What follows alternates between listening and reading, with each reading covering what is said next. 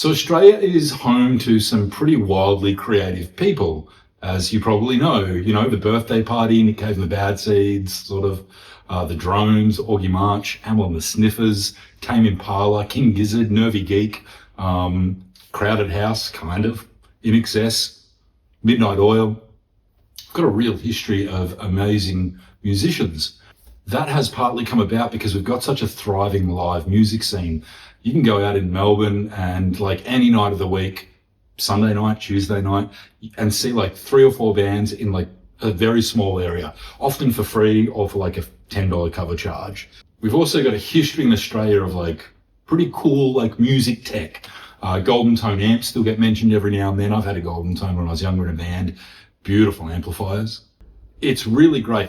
And that bustling music scene and creative scene has, I think, produced some really amazing pedal builders that, because of Australia's isolation sort of geographically, not socially, a lot of people don't know about them.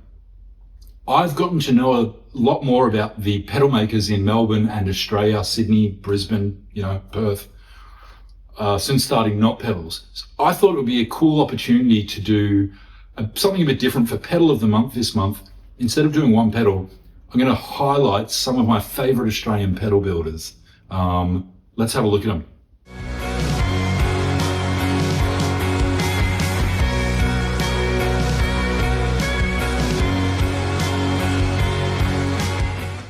We're going to start off with Kink Guitar Pedals, who started in 2017 right here in Melbourne. They stand out from having freaking amazing artwork that really jumps out at you as soon as you see them. I kind of recognized them the first time I officially met Mark and sort of spoke about Kink pedals, because I'd seen them around. They really stand out on pedal boards, online, when you see them on Insta, that sort of thing. Aside from that, stupidly easy to dial in. This is the Atomic Spaghetti, which is an absolutely beautiful, like drive distortion / optical tremolo.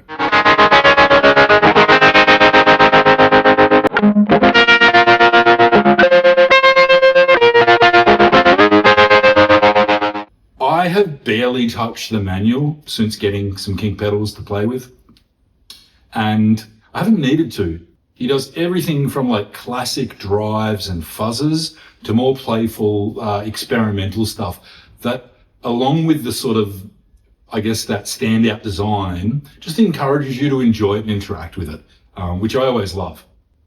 Their mission, as they say on their website, is to bring out your personality, make pedals that look sick, sound even better, and hopefully put a smile on your face in the process. 2026, I think that's fucking awesome. Kink Guitar Pedals. Next up, I want to talk about Galarcore effects. Paul from Galarcore is super local to me. Since meeting him through NotPedals, we've gone for some beers together. We talk about pedals, we talk about politics, we talk about the world. Paul started Galarcore in 2022 here in Melbourne, after sort of going down, I guess, his first guitar pedal rabbit hole. He wasn't like a full-on guitarist or anything like that, but this is very representative of Galarcore's, I guess, ethos. So he wasn't like hadn't been playing guitar for years or anything like that. He'd sang in a band back in the UK where he came from before coming to Melbourne. And then he fell in love with guitar pedals. I think through the design, through the sound. He's a music fan. And then before becoming like super proficient at guitar or anything like that, he decided to start making pedals, which I love. Total DIY. I want to do this. This is what I'm going to do. The brand is basically a masterclass in winging it and letting reality catch up. It's resulted in just really usable, but also beautiful pedals that fit on any board with doing any kind of style. This is the Plover Drive, and I've gone on and on about this pedal because I think it's beautiful. At its core, Galarcore and Paul really, I think, champions like the indie pedal building scene as well. He's really involved in it. They've got a crew in Melbourne, sort of Victoria, called the Pedal Wizards, who are all builders, and they share resources, they share knowledge, they go for beers. It's a really cool part of the scene, and Paul's a big part of that. So the Plover Drive is beautiful. There is some demos of it out there. And he also does the Razorbeak. This is one of my favorite pedals of 2025. It's like a boost pedal that you put in front of anything and it sounds better. Like, look at that. It's one of those magic pedals and it looks stunning as well. Really fun to play, and really beautiful artwork. That's Galar Core FX. Next up, we are going to talk about Isolate Audio from Perth, and they make clean gear.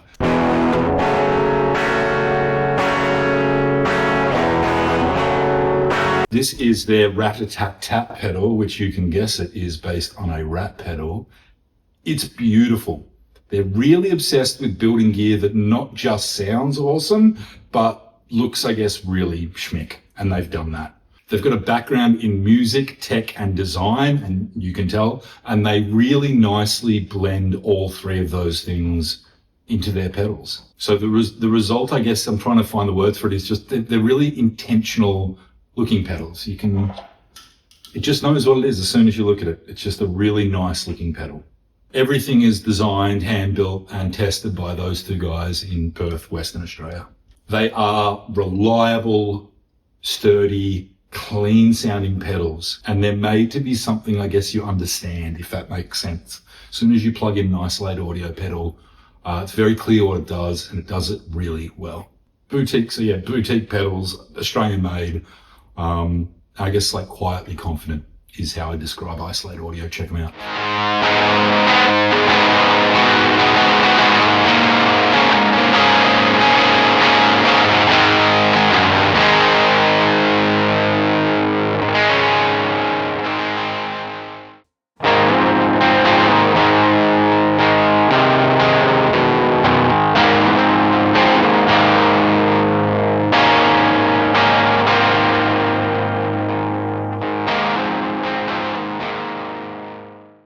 That was the Mew Drive by Mostronics. Now, Mostronics is making handmade guitar and bass effects out of Melbourne, Australia. We're back in Melbourne, plus a bit of studio gear as well. And they have one very cool stance that I really like.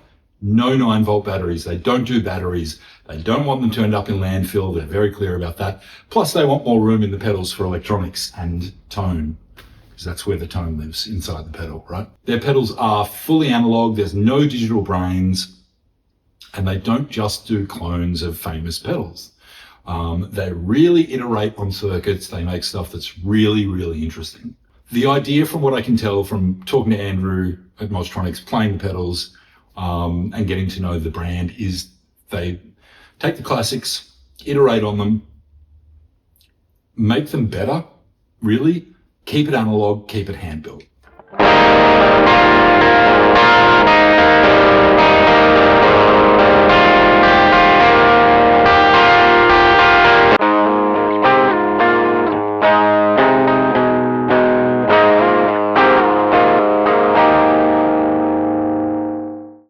That is the Blank Slate Overdrive by Tonecat from Melbourne, Australia. Tonecat's whole philosophy is to have personality, I think, in the pedals. They get weird with it. The pedals sound amazing. There's a real backstory for like every pedal. There's a real reason for every pedal. They talk about it on the website. Like, I like that. I like when there's a story around a pedal that I can get to know. One of my favorites is the Meow Adieu, which is like a stacked overdrive, 2 independent gain stages that you can blend together, run separately, stack them. It's really versatile, and the design looks amazing. Look at it. It's a cool looking pedal. It's designed for really sort of subtle warmth on one side, full saturation on the other, and you can do a bunch of stuff by blending them. Everything he makes is hand built in Melbourne, Australia. They wrap it all together with really playful, bright, positive designs. I like that at the moment particularly. I'm hoping to get more of his stuff this year in 2026. I think it's really beautiful, beautiful gear. Another brand as well we didn't get to talk about today is Dazatronics, who's like really sort of a mainstay in the Australian pedal DIY sort of culture. His optical tremolo was one of the first boutique pedals I got, and absolutely love it. It's a beautiful pedal. I'm working on getting Dazatronics onto the platform as well. We'll see how we go. So yeah, like all of these builders are available on NotPedals.com. Kink and Moz are new to the platform as well. And there's more Australian builders coming. This is just like a little slice of the amazing pedal culture that is in Australia from small builders. And I'm genuinely proud to have that many Australian builders available to the rest of the world. I think that's cool. So yeah, Australia, I think, is really like punching above its weight as it does in a lot of ways. Support these small builders. They are genuinely like tiny businesses that are sort of either you're just sort of chugging along or in the case of a couple of the brands, just sort of starting out. If you want to check any of these out, they're all up on notpedals.com, as I said. Yeah, I hope you're having a good 2026 so far. I'll speak to you soon. Cheers.